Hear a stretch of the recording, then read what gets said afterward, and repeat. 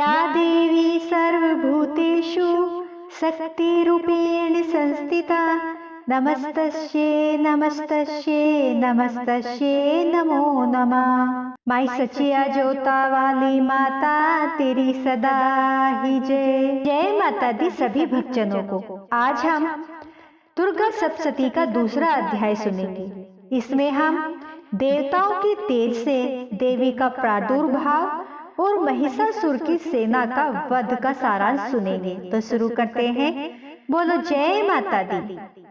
महर्षि मेधा बोले, प्राचीन काल में देवताओं और असुरों में पूरे 100 वर्षों तक घोर युद्ध हुआ था और देवराज इंद्र देवताओं के नायक थे। इस युद्ध में देवताओं की सेना परास्त हो गई थी और इस प्रकार संपूर्ण देवताओं को जीत महिषासुर इंद्र बन बैठा था। युद्ध के पश्चात हारे हुए देवता प्रजापति श्री ब्रह्मा को साथ लेकर उस स्थान पर पहुंचे जहां पर कि भगवान शंकर विराजमान थे।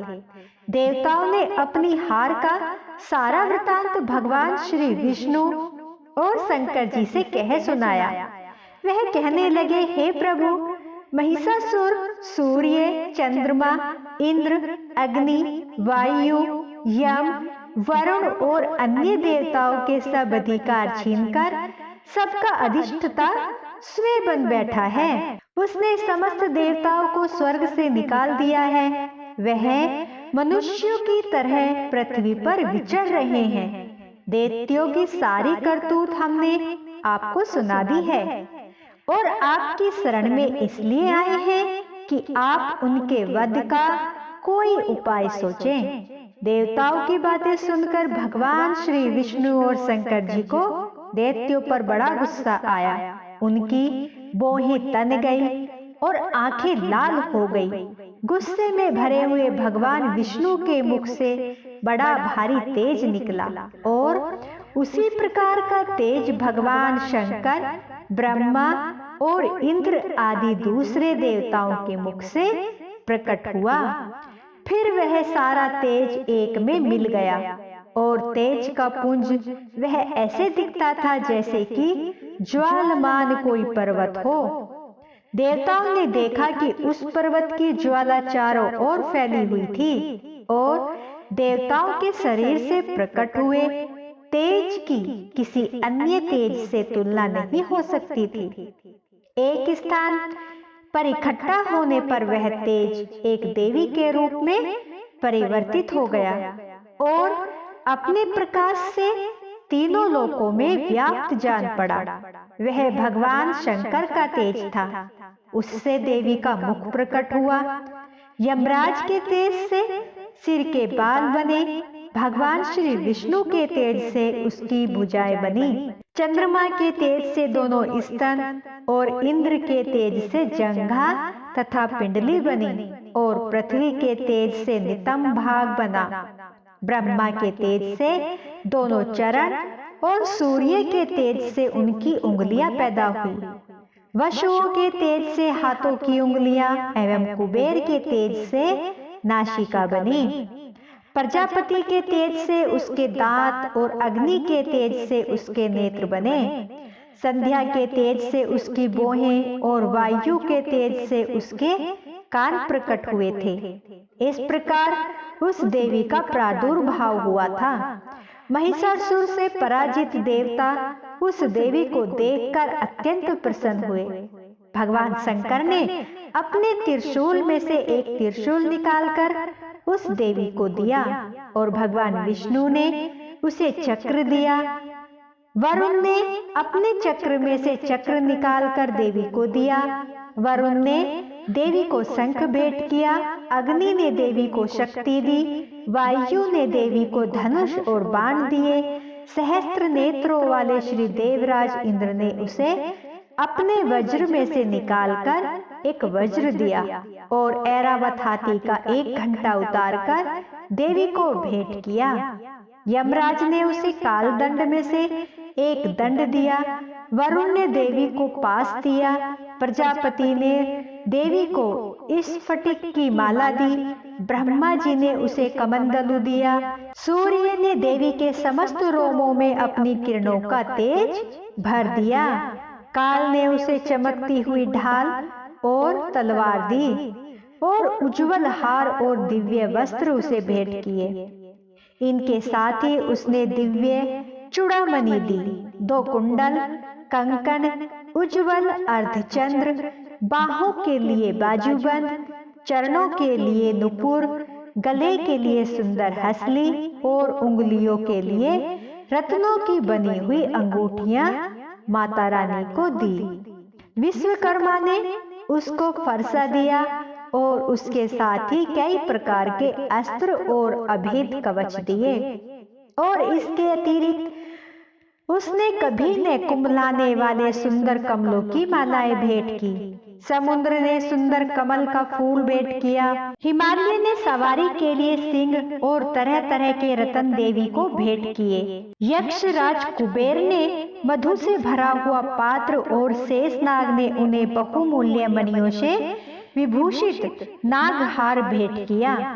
इसी तरह दूसरे देवताओं ने भी देवी को आभूषण और अस्त्र देकर उसका सम्मान किया। इसके पश्चात देवी ने उच्च स्वर से गर्जना की। उसके इस भयंकर नाद से आकाश गूंज उठा। देवी का वह उच्च स्वर से किया हुआ सिंहनाद समा न सका। आकाश उनके सामने छोटा प्रतीत होने लगा। उससे बड़े जोर की प्रतिध्वनि हुई, जिससे समस्त विश्व में हलचल मच गई। समुद्र कांप उठे, पृथ्वी डोलने लगी, सबके सब पर्वत हिलने लगे। देवताओं ने उस समय प्रसन्न हो सिंह वाहिनी जगतमयी देवी से कहा, देवी तुम्हारी जय हो। इसके साथ महर्षियों ने भक्ति भाव से विनम्र होकर उनकी स्तुति की। संपूर्ण त्रिलोकी को शोक मग्न देखकर दैत्यगण अपनी सेनाओं को साथ ले और हथियार आदि सजाकर उठ खड़े हुए। महिषासुर के क्रोध की कोई सीमा नहीं थी। उसने क्रोध में भरकर कहा, यह सब क्या उत्पात है। फिर वह अपनी सेना के साथ उस ओर दौड़ा जिस ओर से भयंकर नाद का शब्द सुनाई दिया था, और आगे पहुंचकर उसने देवी को देखा, जो कि अपनी प्रभा से तीनों लोकों को प्रकाशित कर रही थी। उसके चरणों के भार से पृथ्वी दबी जा रही थी। माथे के मुकुट से आकाश में एक रेखा सी बन रही थी और उसके धनुष की टंकोर से सब लोग शुद्ध हो रहे थे। देवी अपनी सहस्त्रों भुजाओं को संपूर्ण दिशा में फैलाए खड़ी थी। इसके पश्चात उनका दैत्यों के साथ युद्ध छिड़ गया और कई प्रकार के अस्त्र शस्त्रों से सबकी सब दिशाएं उद्दाशित हो गने लगी। महिषासुर की सेना वह आगे बढ़कर देवी के साथ युद्ध करने लगा। महिषासुर की सेना का सेनापति चिक्सुर नामक एक महान असुर था। वह आगे बढ़कर देवी के साथ युद्ध करने लगा और दूसरे दैत्यों की चतुरंगनी सेना साथ लेकर चामर भी लड़ने लगा और 60,000 महारथियों को साथ लेकर उदग्र नामक दैत्य आकर युद्ध करने लगा। महाहनु नामक असुर 1 करोड़ रथियों के साथ, अशिलोमा नामक असुर 5 करोड़ सैनिकों को साथ लेकर युद्ध करने लगा। वाशकल नामक असुर 60 लाख हजारों असुरों के साथ युद्ध में आ डटा। विडाल नामक असुर 1 करोड़ रथियों सहित तैयार हुआ युद्ध के लिए और लड़ने लगा। इन सब के अतिरिक्त और भी हजारों असुर हाथी और घोड़े साथ लेकर लड़ने लगे। और इन सब के पश्चात महिषासुर करोड़ों रथों, हाथियों और घोड़ों सहित वहां आकर देवी के साथ लड़ने लगा। सभी असुर तोमर, भिंदीपाल, शक्ति, मूषल, खड़गों, फरसों, पट्टियों के साथ रणभूमि में देवी के साथ युद्ध करने लगे। कई शक्तियां फेंकने लगे और कई अन्य शस्त्र आदि। इसके पश्चात सबके सब दैत्य अपनी अपनी तलवारें हाथों में लेकर देवी की ओर दौड़े और उसे मार डालने का उद्योग करने लगे। मगर देवी ने क्रोध में भरकर खेल ही खेल में उन सबके अस्त्र शस्त्रों को काट दिया। इसके पश्चात ऋषियों और देवताओं ने देवी की स्तुति आरंभ कर दी और वह प्रसन्न होकर असुरों के शरीरों पर अस्त्र शस्त्रों की वर्षा करती रही। देवी का वाहन भी क्रोध में भरकर दैत्य सेना में इस प्रकार विचरने लगा जैसे कि वन में दावा नल फैल रहा हो।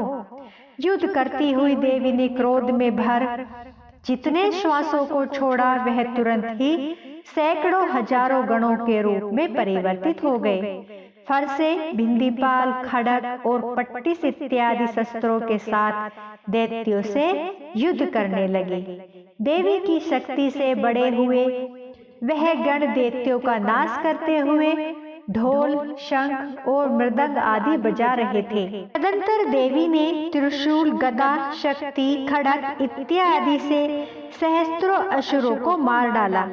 कितनों को घंटे की भयंकर आवाज से ही यमलोक पहुंचा दिया। कितने ही असुरों को उसने पास में बांधकर पृथ्वी पर धर घसीटा। कितनों को अपनी तलवार से टुकड़े टुकड़े कर दिए और कितनों को गदा की चोट से धरती पर सुला दिया।